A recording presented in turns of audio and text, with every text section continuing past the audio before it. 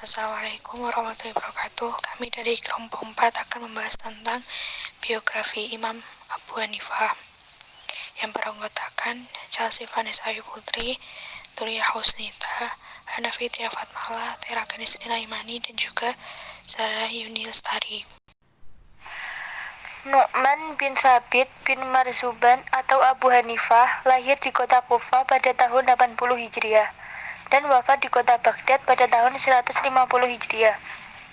Beliau tumbuh di dalam keluarga yang soleh dan kaya. Ayahnya, Thabit, merupakan seorang pedagang sutra yang masuk Islam masa pemerintahan Khulafaur Rasyidin.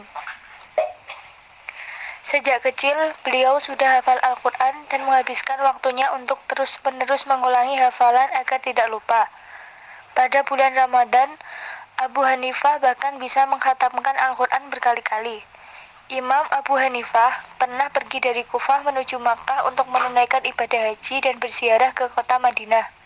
Dalam perjalanan ini, beliau berguru kepada Atok bin Abi Robah, ulama terbaik di kota Makkah dari generasi tabi'in.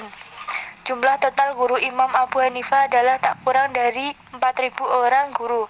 Di antaranya 7 orang dari sahabat Nabi, 93 orang dari kalangan tabi'in, dan sisanya dari kalangan tabi'in. Imam Hanafi berpesan kepada murid-muridnya untuk menjaga adab dan tutur kata ketika berhadapan dengan masyarakat, agar masyarakat bisa dekat dan dapat menerima pendapat yang disampaikan. Biaya hidup Imam Hanafi ditanggung sendiri yang diperoleh dari hasil usaha dagangnya. Imam Hanafi dikenal sebagai ulama yang terbuka.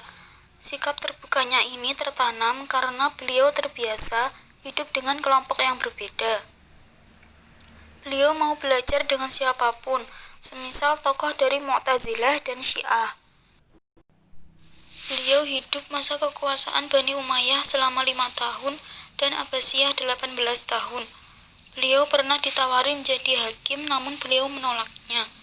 Hal tersebut membuatnya dipenjara dan dicambuk hingga akhirnya beliau keluar dari penjara dan wafat. Imam Hanafi mempunyai nama lengkap Abu Hanifah Nu'man bin Thabit. Ia lahir di Kufah pada tahun 669 Masehi dan meninggal di Baghdad tahun 776 Masehi. Kelebihan Imam Hanafi yaitu dikenal rajin dan teliti dalam bekerja serta fasih berbahasa, menjauhi hidup bermewah-mewahan meskipun ia anak seorang saudagar kaya. Hartanya lebih banyak didermakan daripada untuk kepentingannya sendiri. Imam Hanafi banyak berguru dari kalangan tabi'in, misalnya Atta bin Abi Robah, Imam Nafi Maula bin Amr, dan Imam Hamad bin Abi Sulaiman. Selain menguasai ilmu fikih, Imam Hanafi juga mendalami ilmu hadis dan ilmu tafsir.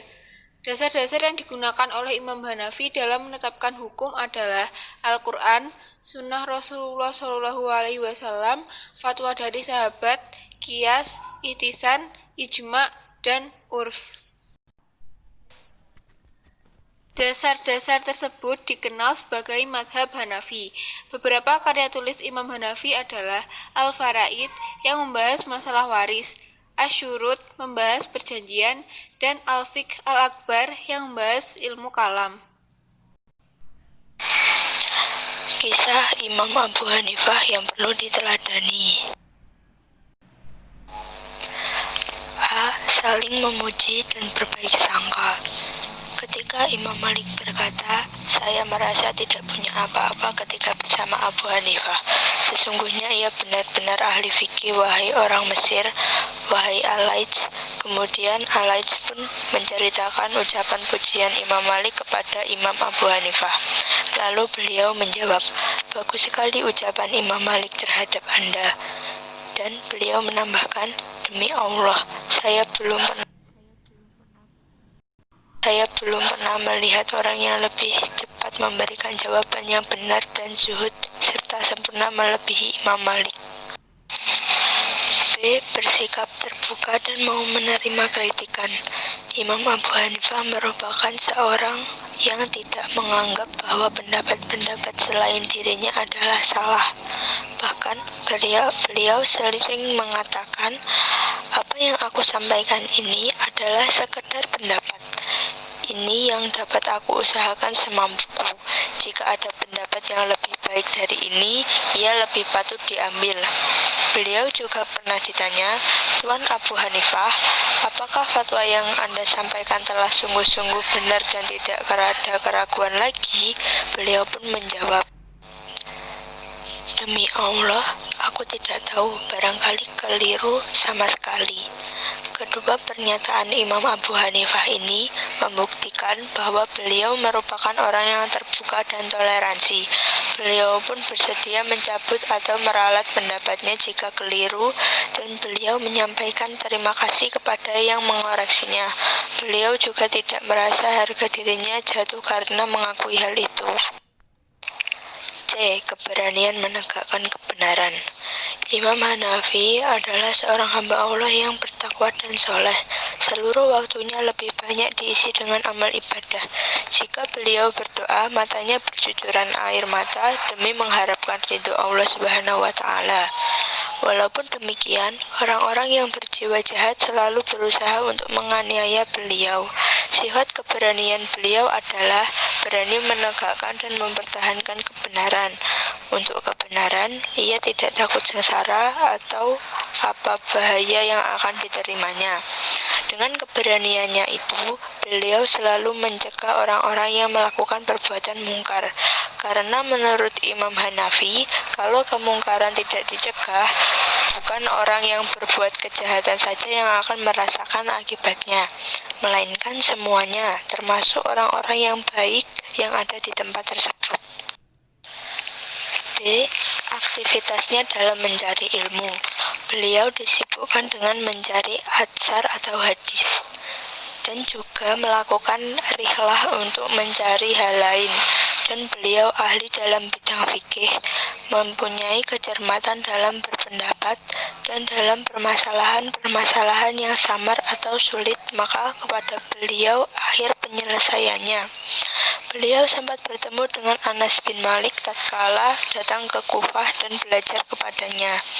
Beliau juga belajar dan meriwayat dari ulama syekh besarnya Asy-Sya'bi, Adi bin Sabit, Abdurrahman bin Hurmuz, Al-A'raj, Amru bin Dinar, Thalhah bin Nafi Maula Ibnu Umar, Qatadah bin Di'amah, Qais bin Muslim, Abdullah bin Dinar, Hamad bin Abi Sulaiman, guru fikihnya. Abu Ja'far Al-Baqir, Ibnu Syihab Az-Zuhri, Muhammad bin Munkadir, dan masih banyak lagi. Dan ada yang meriwayatkan bahwa beliau sempat bertemu dengan 7 sahabat. Pada masa remajanya, dengan segala kecemerlangan otaknya, Imam Hanafi menunjukkan kecintaannya kepada ilmu pengetahuan, terutama yang berkaitan dengan hukum Islam. Kendati beliau anak seorang saudagar kaya, namun beliau sangat menjauhi hidup bermewah-mewah. Begitupun setelah menjadi seorang pedagang yang sukses, hartanya lebih banyak didermakan ketimbang untuk kepentingan sendiri. Di samping kesungguhannya dalam menuntut ilmu fikih, beliau juga mendalami ilmu tafsir, hadis, bahasa Arab, dan ilmu hikmah, yang telah mengantarkannya sebagai ahli fikih, dan keahliannya itu diakui oleh ulama-ulama di zamannya, seperti Imam Hamad bin Abi Sulaiman yang mempercayakannya untuk memberi fatwa pada pelajaran fikih kepada murid-muridnya. Kesungguhannya memegang sunnah Nabi. Imam Abu Hanifah berkata, apa-apa yang datang dari Rasul Shallallahu Alaihi Wasallam wajib bagi mata dan kepala untuk mengikutinya, dan yang datang dari para sahabat maka kami akan memilihnya, dan yang datang dari selain mereka maka mereka laki-laki, kami pun laki-laki. Maksudnya jika sebuah permasalahan terhenti pada pendapat tabi'in, tidak ada hadis, tidak pula perkataan sahabat, maka beliau akan berijtihad sebab beliau juga laki-laki yang memiliki kemampuan sebagaimana mereka. F. Akhlak dan ibadahnya. As'ad bin Amru berkata bahwa Abu Hanifah rahimahullah melakukan sholat isya dan subuh dengan sekali wudhu selama 40 tahun. Al-Qadhi Abu Yusuf menceritakan, ketika saya sedang berjalan bersama Abu Hanifah, saya mendengar seseorang berkata kepada yang lain, "Inilah Abu Hanifah, dia tidak pernah tidur malam." Lalu Abu Hanifah berkata, "Demi Allah, dia tidak membicarakan tentang aku dengan apa-apa yang aku tidak pernah lakukan." Maka beliau senantiasa menghidupkan malam dengan penuh kerendahan dan banyak berdoa.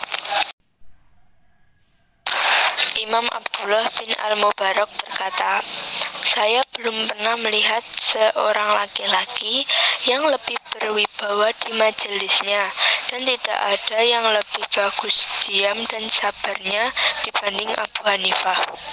Al-Musanna bin Rajab berkata, Abu Hanifah telah bersumpah kepada Allah dengan sebenar-benarnya bahwa dia akan bersedekah dengan dinar, yaitu jika dia telah membelanjakan sejumlah uangnya untuk keluarganya, maka dia akan menyedekahkan uang sebanyak itu pula. Demikian yang dapat disampaikan oleh kelompok kami. Kurang lebihnya mohon maaf. Dan apabila masih ada yang kurang paham, silahkan ditanyakan. Wassalamualaikum warahmatullahi wabarakatuh.